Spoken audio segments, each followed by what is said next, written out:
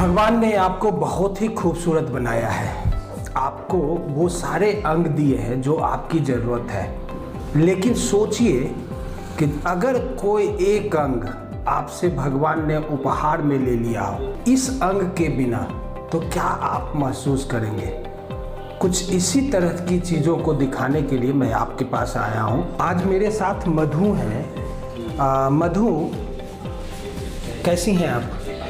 Sir मैं बहुत अच्छी हूँ। बहुत अच्छी। अब मुस्कुराते हुए भी आप अच्छी लग रही है। Thank you. मधु, मेरे पास ज़िंदगी की वो सारी चीज़ें हैं जो एक आम जिंदगी में चाहिए। आप कैमरे के सामने देखिए, भगवान ने आपसे एक अंग हमसे कम बनाया है। क्यों ऐसा भगवान ने आपके साथ किया होगा? सही किया या गलत किया? अगर कुछ चीज़ों को देखें तो जैसे अगर शुरू के हालात पे गौर करें तो मुझे लगता है कि थोड़ा सा गलत था हमारे साथ। हाँ। कि भगवान ने क्या कर दिया, क्योंकि ऐसा लगता था कि ब्लाइंड सिर्फ मैं ही हूँ। लेकिन जब मैं स्कूल में गई तो फिर मुझे लगा नहीं, मेरे साथ बहुत सारे लोग हैं। और मुझे लगता है कि सबसे अच्छा भगवान ने ये किया कि मुझे ब्लाइंड कर दिया, क्योंकि अगर मुझे ब्लाइंड भगवान नहीं किए होते तो आज मैं जहाँ पे हूँ वहाँ पे नहीं होती। क्या बचपन से लेकर अभी तक आपके परिवार में भी आपको क्या कभी ये एहसास हुआ कि आप औरों से बिल्कुल अलग हैं, और ऐसा एहसास करवाया गया क्या? हर बार एहसास हुआ कि मैं औरों से अलग हूँ, क्योंकि जब मैं हुई ही थी तभी मैं बाय बर्थ ब्लाइंड हूँ। और जब मेरा जन्म हुआ तो घर के सब लोगों को पहले तो ये डाउट था कि मैं सो रही हूँ। लेकिन फिर जब डॉक्टर के पास हम लोग गए और डॉक्टर ने बताया कि इसकी रोशनी नहीं है, तो फिर सब लोग जो घर के जो बड़े बूढ़े लोग थे, जैसे दादी बुआ ये लोग, तो सब लोग मम्मी को ये एहसास कराते थे कि तुमने एक ब्लाइंड बेटी जन्म दिया है, जो कि कहीं ना कहीं तुम्हारे पाप कर्मों का फल है। तो ये सब था। तो हर बार मतलब मुझे पता होता था कि कुछ भी होता था तो मुझे कहते थे कि ये काम मत करो, वो काम मत करो। तो मुझे पता होता था कि मैं ब्लाइंड हूँ, इसलिए मुझे सब लोग मना कर रहे हैं। लेकिन जब मैं स्कूल में गई तब मुझे लगा नहीं, ये मेरे किसी पाप का फल नहीं है। ये हो सकता है पेरेंट्स में किसी एक चीज़ की कमी हो गई होगी, इस वजह से ऐसा है। मधु, अभी आप कंप्यूटर सीख रही हैं, आप मोबाइल पे काम कर लेती हैं, फ़ोन कॉल्स कर लेती हैं। आपने पढ़ाई कितना की है? मैंने अभी रिसेंटली बीएड कंप्लीट किया है। इसके पहले मैंने अपना कंप्यूटर डिप्लोमा कोर्स किया था आरसीआई से। मैंने एमए कंप्लीट किया है हिंदी में रामजस कॉलेज से, और बीए कंप्लीट किया है दौलत राम कॉलेज से। और अब भविष्य में अपने आप को कहाँ देखती हैं आप? भविष्य में मैं अपने आप को एज अ टीचर देखना चाहती हूँ।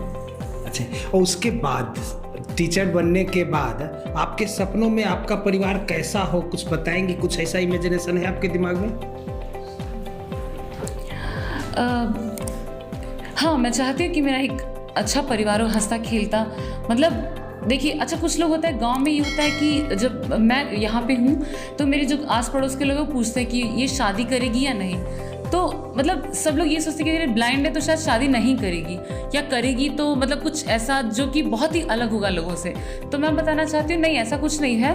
हम नॉर्मल, जैसे मैं अपने बारे में बताऊँ तो मैं नॉर्मली शादी भी करूँगी और मेरा एक वैसा ही हंसता खेलता परिवार भी होगा। मधु, आप शादी भी करेंगी, आपका हंसता खेलता परिवार होगा, भगवान आपको बहुत खुश रखेंगे। लेकिन क्या जिंदगी में कभी गम रहा इस बात का कि भगवान ने आपसे एक अंग छीन लिया तो आपको उपहार स्वरूप कुछ और भी अंग आपको दिया है?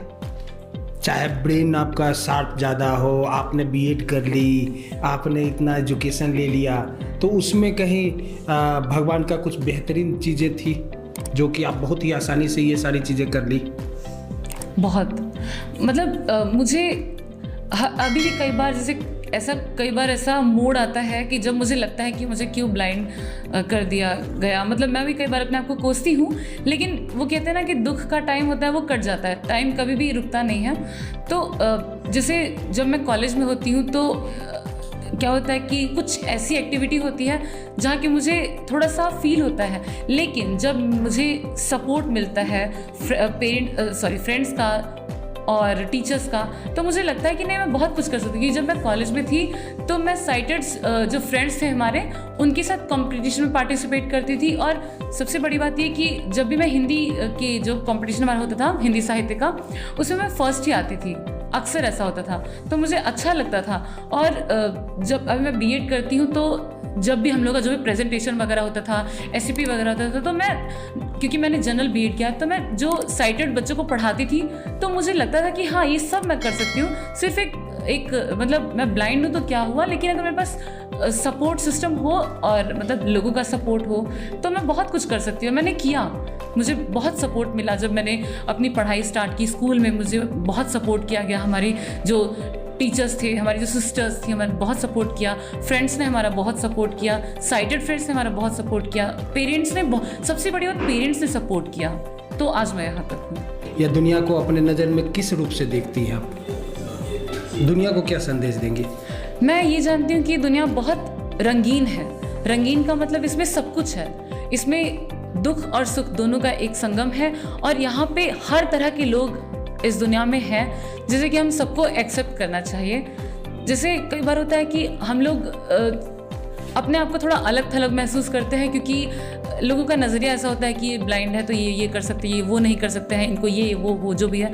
तो मैं चाहती हूँ कि हमें सिंपैथी ना दिया जाए, हमें हमारे साथ मतलब संवेदना प्रकट की जाए, हमारे साथ सहानुभूति रखी जाए, हमें दया की दृष्टि से नहीं देखा जाए, लेकिन हाँ हमारा सपोर्ट किया जाए, हमें समझा जाए। जैसे कि कोई भी ऐसा, सिर्फ मैं अपने लिए नहीं कह रही हूँ, ब्लाइंड लोगों के लिए नहीं कह रही हूँ, बहुत तरह की, कम से कम हमारे यहाँ पे 21 टाइप की डिसेबिलिटीज़ हैं, तो मैं चाहती हूँ कि हम सबको एक्सेप्ट करना चाहिए एक दूसरे को, और एक साथ मिलके रहना चाहिए, तभी इस दुनिया में मतलब कुछ अच्छा, कुछ नया हो सकेगा। मधु, भारत सरकार हो चाहे अन्य राज्य सरकार हो, आपके लिए बहुत सारे फंड्स, आपके लिए बहुत सारे कार्यक्रम चला रखा है, क्या आपको उसकी जानकारी है? जी हाँ। जैसे हमारे लिए सरकार, जैसे क्या होता है कि हमारे लिए पहली बात तो ये कि हमारे लिए जो आरक्षण दिए गए हैं, सरकार ने हमें आरक्षण दिया है, वो बहुत अच्छा है, जो 4% हमारे लिए आरक्षण दिया गया है। और उसके साथ साथ बहुत सारे ऐसे सरकार का तो क्या है, मतलब एनजीओज़ को मैं ये कहना, एनजीओज़ को सबसे बड़ा मैं क्रेडिट देना चाहूँगी, वो हमारे लिए कई तरह की वोकेशनल ट्रेनिंग्स वगैरह चलाती हैं। सरकार हमारे लिए, मतलब हमारे लिए बहुत सारी चीज़ों को अभी सुलभ बना रही है, मतलब एक्सेसिबल बना रही है, लेकिन अभी बहुत काम करने की ज़रूरत है। जैसे कि एक्सेसिबिलिटी मतलब है, लेकिन अभी बहुत काम, जैसे सड़क पे चलते समय हम लोगों के लिए क्या होता है कि हमारे देश में क्या होता है कि वहीं से गाड़ी भी जा रही है, वहीं से आपको चलना भी है, तो थोड़ा सा मतलब इन सब चीज़ों में। और जैसे एजुकेशनल फील्ड में तो बहुत सारा काम हुआ, जैसे इंक्लूसिव एजुकेशन हुआ है हमारे लिए, लेकिन अभी फिर भी जिस तरीके से किताबों में है उस तरीके से अभी जो रियल ज़िंदगी में है उसको भी करना बाकी है। भारत सरकार से आप क्या चाहेंगी? आप दो चार चीज़ें ऐसे बताएं जो कि आपको तुरंत मिल जाए तो आपकी ज़िंदगी में थोड़ी सी और रोशनी आ जाए। मैं सबसे पहले भारत सरकार से पहले मैं अपनी जो कम्युनिटी है उनसे ये चाहूँगी कि हम लोग अपने जो भी हमारे अधिकार हैं उनके प्रति अवेयर हों, और भारत सरकार से मैं यही चाहूँगी कि वो हमारे लिए चीज़ें एक्सेसिबल बनाएं, हमें सिर्फ फ़ोन, लैपटॉप्स ये सब प्रोवाइड ना करें, और सिर्फ मतलब हमारी जो एजुकेशन लेवल है उसको थोड़ा और बेहतर बनाया जाए, और हमें कॉर्पोरेट सेक्टर में भी आने के लिए, मतलब हमारे लिए चीज़ों को इतना एक्सेसिबल किया जाए कि हम वहाँ तक भी जा सकें। हमारे लिए जैसे होता है कि कोचिंग्स वगैरह भी हमारे लिए, जैसे मैथ्स, रीजनिंग वगैरह का जो भी है हमारे लिए, और ये सब कोचिंग्स भी हो, और सबसे बड़ी बात हर क्षेत्र में एक्सेसिबिलिटी हो। मधु, मूवी देखती है क्या? जी, मैं मूवी देखती हैं। कौन सी मूवी देखी है लेटेस्ट? मैंने अभी लेटेस्ट, मतलब अभी मैंने कोई खास वैसे मूवी देखी नहीं थी। मैंने वो देखा था बहुत पहले, आज से 1-2 साल पहले पीके मूवी देखी थी मैंने। उसमें कौन कौन से स्टार थे? उसमें आमिर खान थे। और अगर आमिर खान यहाँ हो तो आप पहचान जाएंगे? हाँ, मैं आवाज़ से उनकी पहचान जाऊंगी। आवाज़ से देख नहीं पाएंगे? तो क्या मूवीज को भी आपने देखा था या सुना था? हाँ, मैंने मूवी को सुना था। मधु का मुस्कान यूं ही बरकरार रहे, और सरकार से जो चाहती है, अगर सरकार अवेलेबल करवाए तो इससे बेहतर और क्या हो सकता है? क्या मधु? बिल्कुल, बहुत बहुत शुक्रिया। Thank you so much.